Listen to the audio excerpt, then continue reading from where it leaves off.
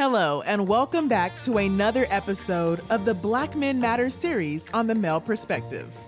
The podcast that's all about dispelling stereotypes and shining a light on the rich and varied experiences of Black men from all around the world. Each episode aims to broaden understanding and foster appreciation for their unique stories that often go unheard. Now, here is your host, Lana Reed, to introduce you to yet another remarkable Black man with an insightful perspective to share. Hello, everybody, and welcome back to another episode of The Male Perspective. I am your host, Lana Reed, and today, on this day, I have the pleasure of sitting down with a gentleman by the name of Charleston Girley. He is an author, speaker, entrepreneur, and accountant out here helping us get our finances right. And I'm looking forward to spending some time with him today, learning more about his work. But first and foremost, sir, as I always do, I take a quick moment to pause, say thank you to you for making time for me today. Time is a gift. Once we give it, we can't get it back. So I truly appreciate you setting aside this time to talk to me. With that, sir, welcome to the show. Thank you, Lana. I'm excited. I'm ready to jump in. So thank you for the opportunity. Awesome. Well, let's get going because we have a little bit of time today and you got a lot of stuff going on that I want the world to know about. The first thing I wanted to dive into is your book, The Black Accountant. And the title, I love the title, but it gives the impression to people that you're going to be talking about getting our finances in right, but it's more than that. So I want you to kind of share what the book is about and what inspired you to write it. So the book is an autobiography just about my life, everything that I've been through, the ups, the downs, the hurdles, the obstacles. That's everything in a nutshell as to what my book is about. So I'll dial it back and just kind of tell you how I came up with the title. So as I was writing the book, I was giving people an insight on just everything, my insecurities, things that I struggle with. And so there was a movie that I had watched at the time called The Accountant. And so it starred Ben Affleck. And if you know anything about that movie was nothing about accounting. It was everything to do with some of the disabilities that Ben Affleck or his character had in that movie. And so I was looking at this and I was like, okay, my major, I'm getting my accounting degree, or I had gotten my accounting degree, and nothing in my life revolved around accounting at that time. And so it made me want to kind of give this depiction of this title, but it had nothing to do with the title. And then I wanted to emphasize my skin color, and so that's what kind of made me pump the book called The Black Accountant. But in actuality of how it all came into existence, because I never really saw myself as an author. At one point, I wouldn't even consider myself an avid reader. But God has a funny way of pulling out different testimonies within you. And so back in 2017, I was in a relationship. And so like most young people, you think you're going to sail off into the sunset. I thought I was going to marry the love of my life and ended up going through a breakup. Well, in that breakup, I completely lost myself. I wasn't diagnosed with depression, but I really felt like I had went into a state of depression. And so most of the time, especially for young Black men, the number one suggestion is go talk to other women. There are plenty of women out here. Just go do that. And I was talking to an older cousin that I had at the time who was a therapist, and I was struggling with my emotions. I didn't want to go talk to other women or anything like that. And he suggested that I write my emotions out in a journal. Awesome. So I bought a journal, and what started out as me talking about my relationship ended up me peeling back tons and tons of layers of past history of different traumas from car wrecks that I had been in, trying to identify my relationship with God. I have a twin brother who is handicapped. And so I talk about just my walk with that and how I truly felt, because as a kid, you don't really understand. And then as you grow up, you never really get an opportunity to talk about it. And so I talked about how I felt just going through elementary and kids making jokes, making fun, but all of that kind of played into my emotions and my feelings. And so I talked about that just throughout the entirety of the book. And so the book was just really a great piece of therapy for me. But then as I thought deeper and deeper in it, I realized that not only for us as African Americans, but especially for African American males, we really never get a viewpoint on voicing what we go through in a healthy way. True. You know, most of the time it's alcohol or women that we use as vices. And so I wanted to kind of use the book to steer young men in a different direction, being able to talk about their feelings, showing them that it's okay to talk about their feelings. And it just became like just a beautiful testimony that I think it has done well for itself.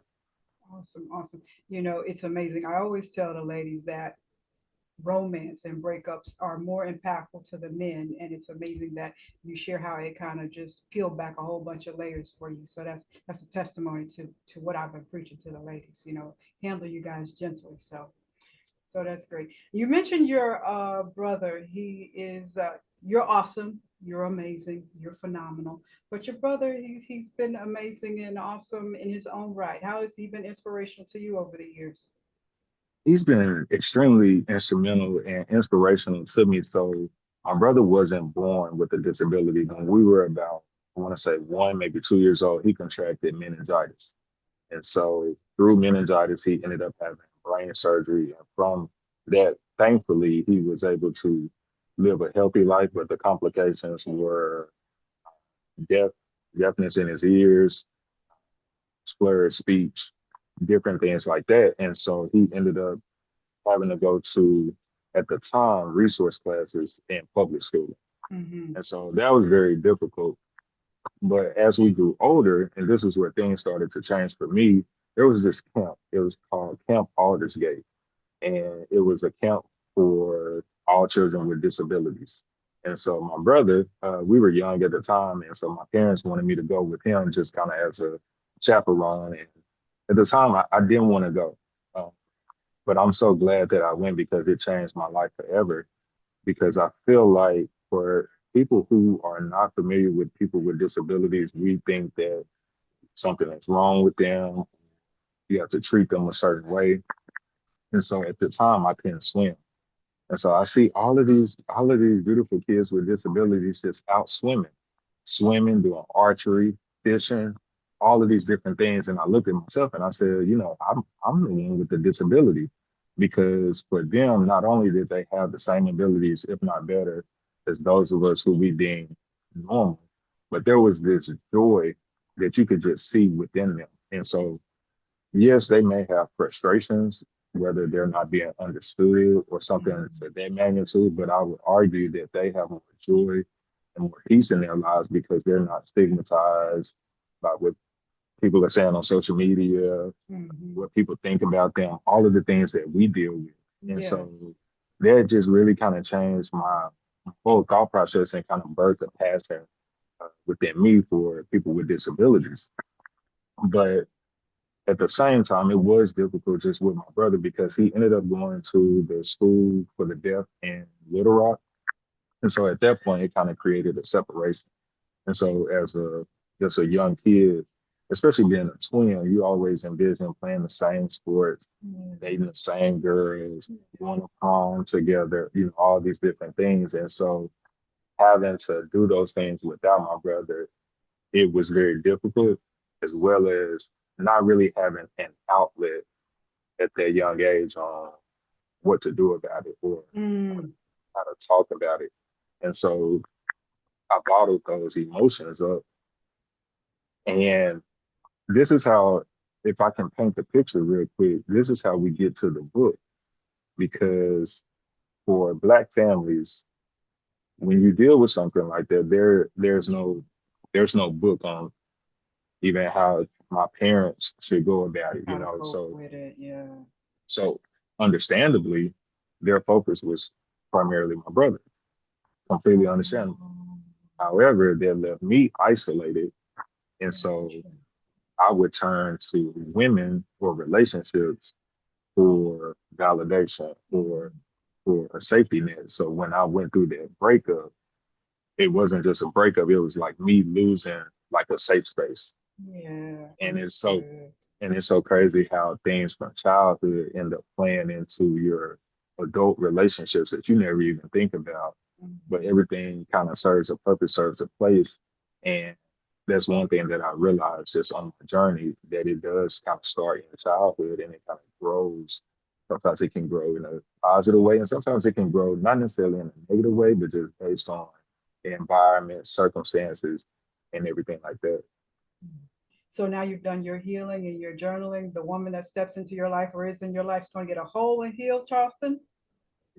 She's gonna get a better version. I think we heal every day. We go through different things, but she's definitely getting a more complete, a more in tune version, just kind of myself, and I would say a more spiritual version of myself. This is probably the best spiritual place that I've ever been in my life, and it's because of the different trials and tribulations, because those are the moments that you find God and you really find yourself. Beautiful, beautiful. Now, you mentioned as I was listening to you, some of your trials and tribulations brought you closer to God.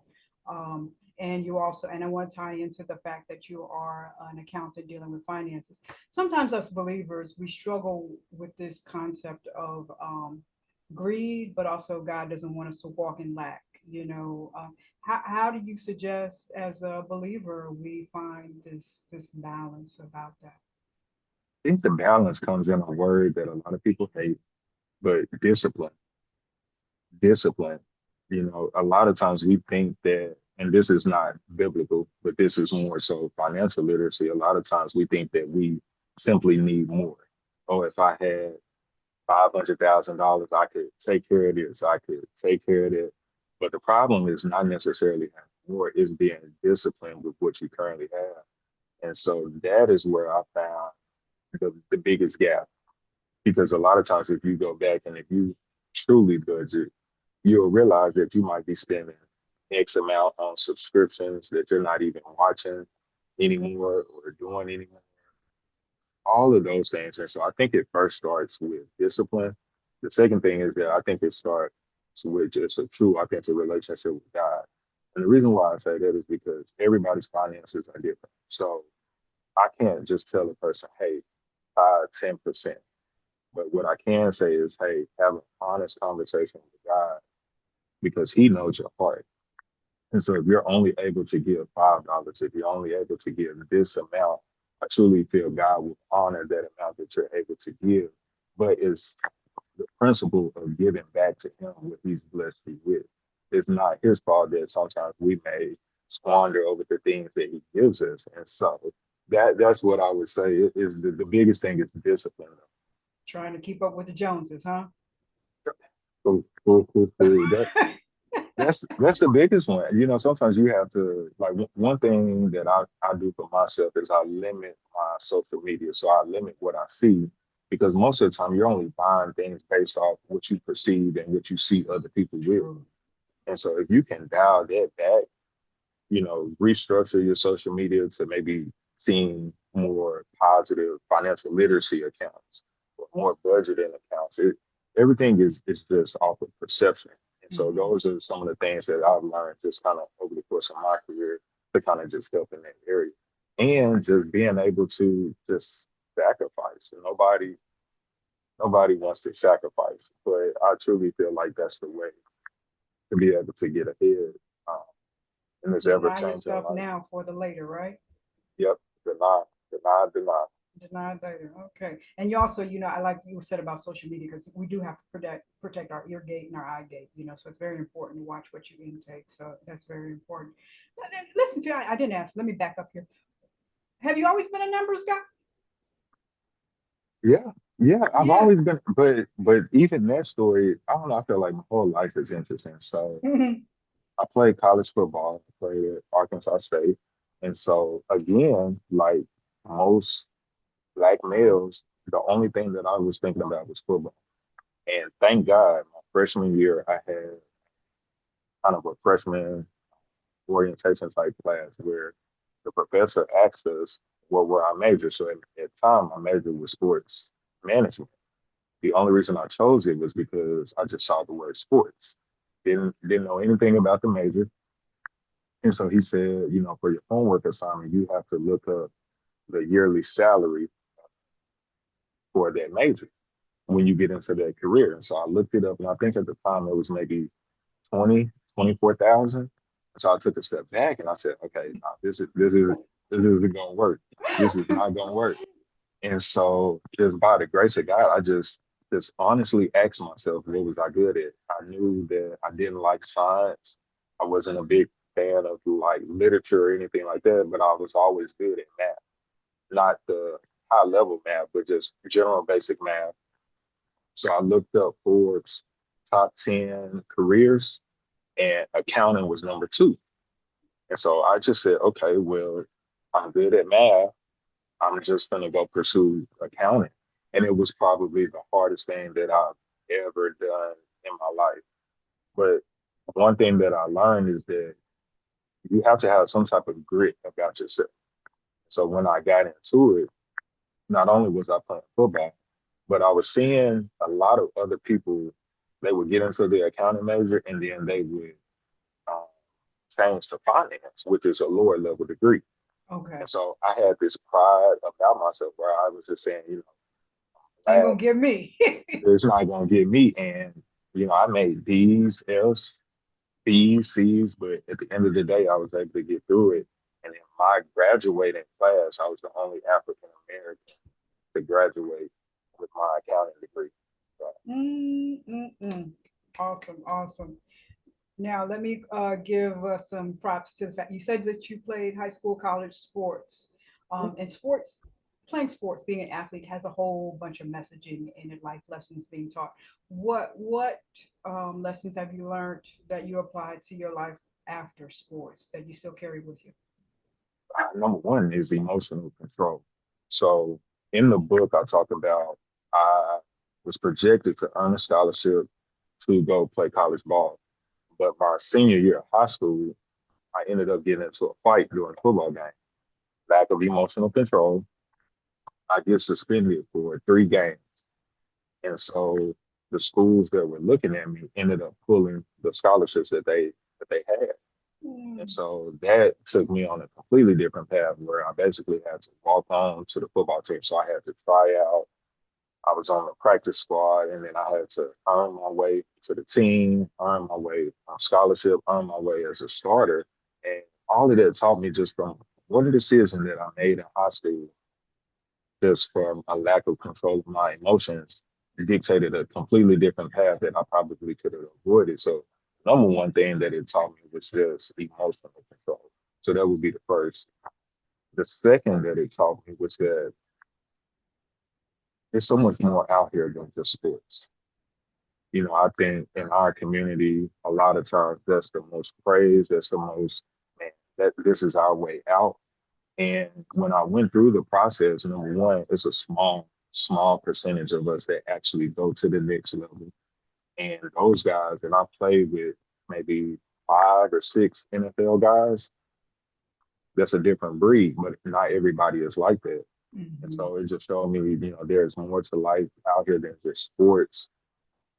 Whether you want to be an entrepreneur, whether you want to get like a legitimate degree, all of those things. So those were the things that I felt like I kind of learned in my journey just with sports.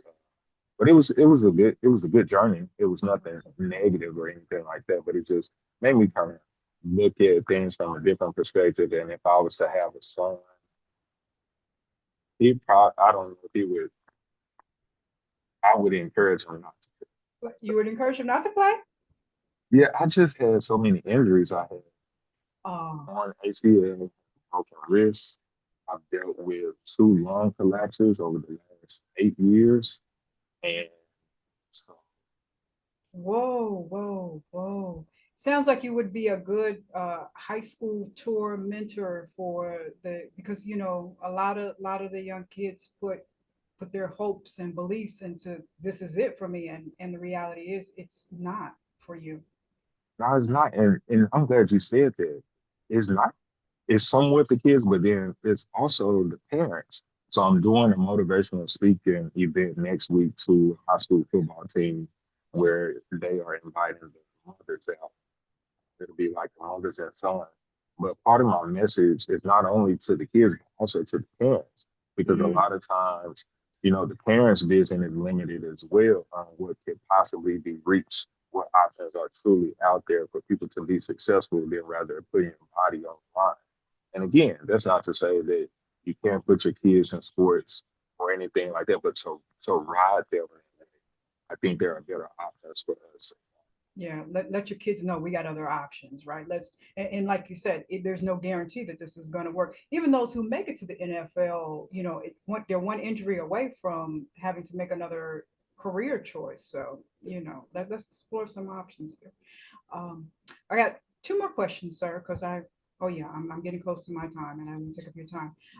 You personally, one of the revenue streams that you have chosen for yourself to build your legacy is real estate, and that's no easy beast. What was it about real estate that made you choose it?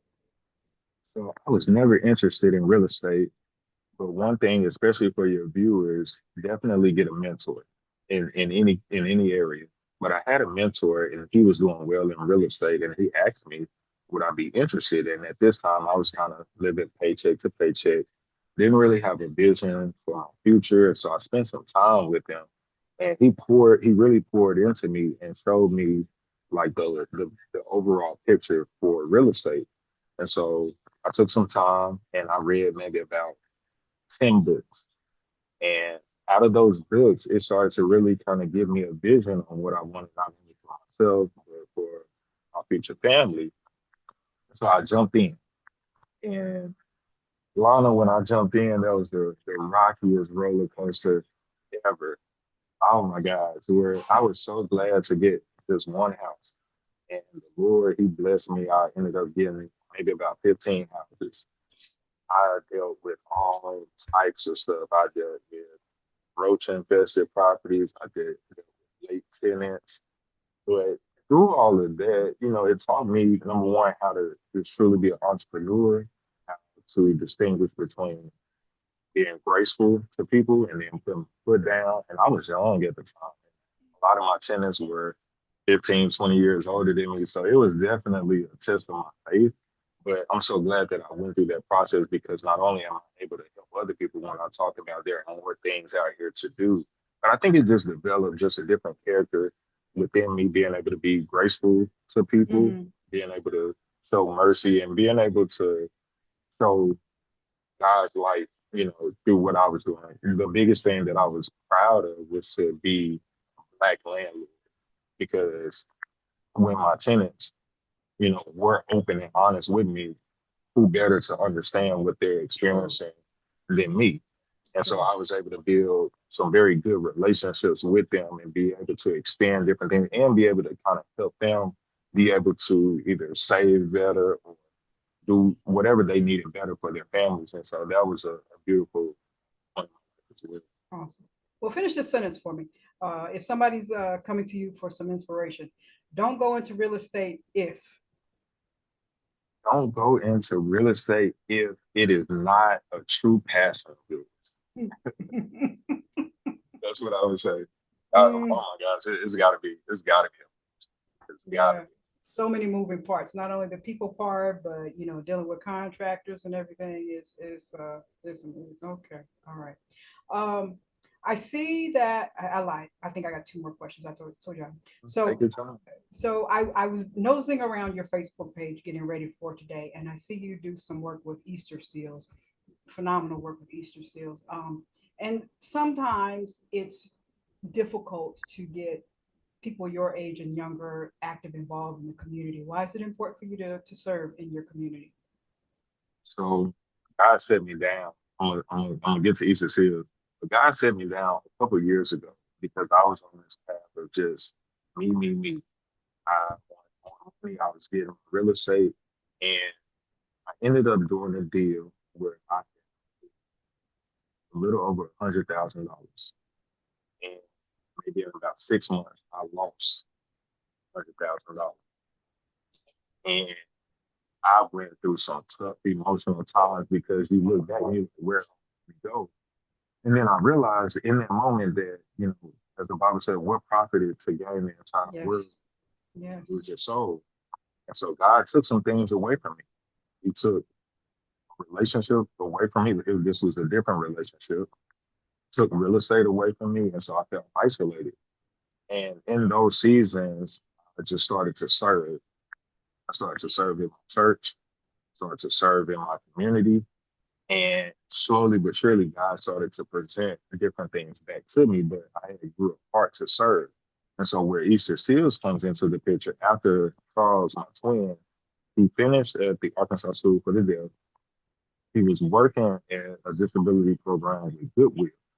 When COVID happened, COVID dissembled their Goodwill, or Goodwill dissembled their disability programs. And so my brother, we applied as a family to get him into 𝗃𝗍𝗃. And thankfully, he was accepted. And so ever since he had been going to 𝗃𝗍𝗃, it has just been a joy. And seeing that my brother is there, I love to serve, it has just kind of instilled a passion for me to serve with 𝗃𝗍𝗃. And they just do a lot of cool things, whether it's the 𝗵𝗵𝗿𝗹𝗲 prom that they do annually, all of those different things. And so that's just kind of, I got led into partnering and serving with 𝗃𝗍𝗃. I always tell people, if you want to experience real joy, just good-hearted people, I mean, that particular community you need to spend some time with, because they express everything about the essence of life. You know, it's just beautiful to be around them. I love being around them. So I think go ahead. It's so interesting that you bring up 𝗃𝗍𝗃, and I don't believe in coincidences or anything like that. I don't know when this podcast is going to come out.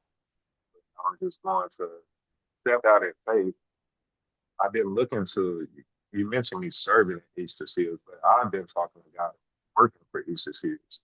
And no interview I've ever done, anybody has ever mentioned what you just mentioned. Okay. And you have definitely taken me kind of aback. And I'm just like, sometimes in certain moments, you catch a sign from God. You're like, only God know what I was talking to him about. And she said this. And so I had to throw that in there. Yeah, that was when I saw that on Facebook. It was something in my own personal journey. I have done work with them, and I will 10 toes down, whenever they call, I will be there, because it is just just the true essence of being around people. I just love that, because sometimes you can get jaded, working with people. So I'm glad God used me. I'm so glad God used me. I think I have. Yeah, I got one more question to ask. So I wanted to make sure I talk about your brother because he's awesome. But I got one other thing I want to pay respect to, because I was nosing around your Facebook page, as I said. And I see that you very rarely step out the house not looking so fresh and so clean, right? Is that a Kappa man thing, or is that just a you thing? It's always been a me thing, but I ain't one of so it plays a part in there. But I've always been a fan of, if you look good, you play good. If you play good, they pay good. I'm gonna quote Deion Sanders on that one. But that's always kind of just been my thing as far as just looking good. Because I don't know, it's just something about like how you present yourself to other people, especially just, I'm big on networking. Who has opened a lot of doors for me. And so every chance I get, I try to make sure that I'm presentable. And then I try to add a little of my own swag to it. So, that's always been my thing. You shimmy? Not anymore. Not anymore. You're talking like you're 70 years old or something. I have retired. So for me, I've been out of school, and it's nothing against the Greeks, but I've been out of school maybe 10 years now. And for me, I've never seen it translate over in my life from what I did in college into the real world. I think I went a completely different path. And so I haven't really had ties with that. you know, we're about 10 years. So that's Gotcha. why I say, Understood. you know, Understood. it's the last thing. Understood. He said, I got finances to do. I got God's work Mhm. to do. I understand. I understand. Let But me ask shout out to the Greek stuff. you, let me ask you my question, and then I'm going to ask you to tell us how we, oh, didn't want to pop up right. Let's see what I got here.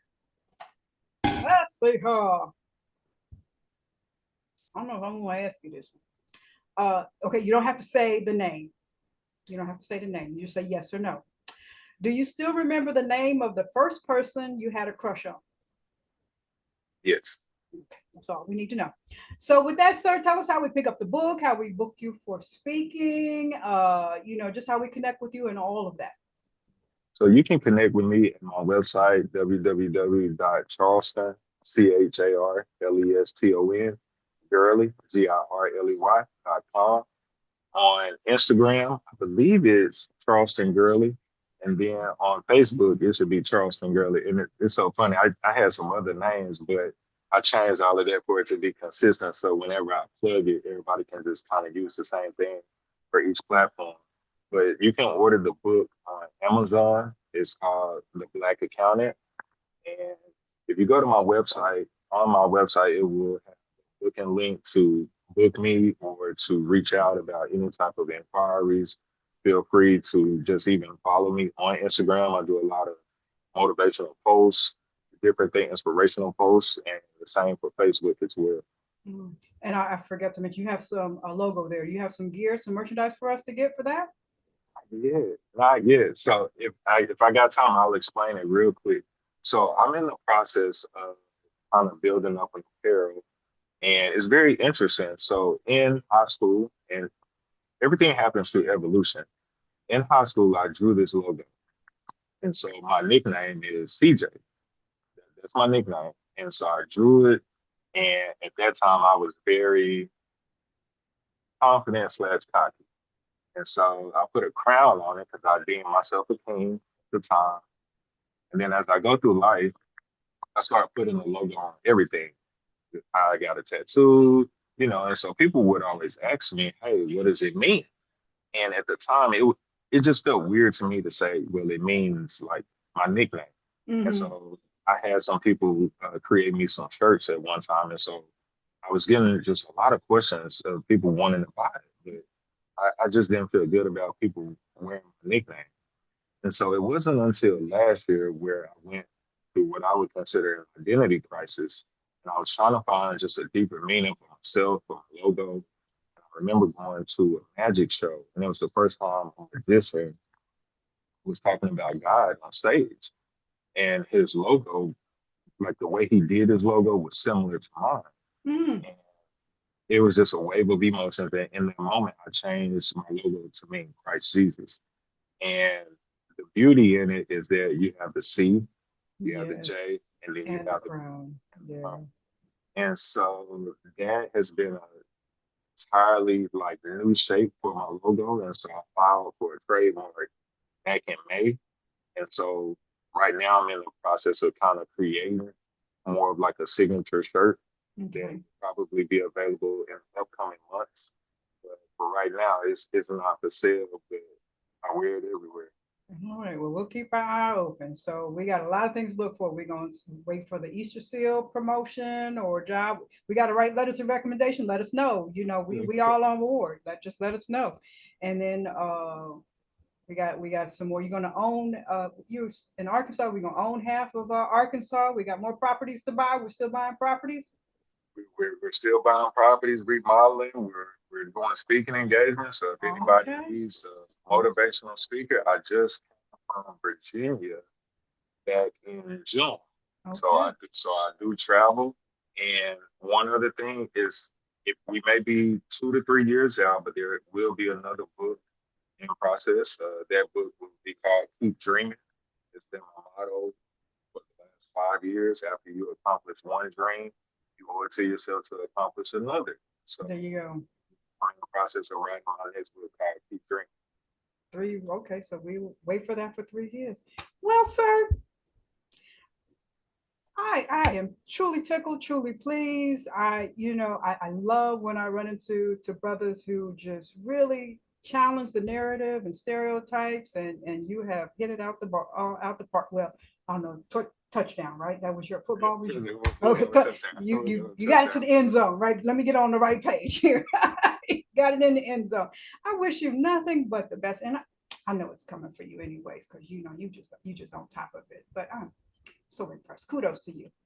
Lana, thank you so much. I thank you for reaching out.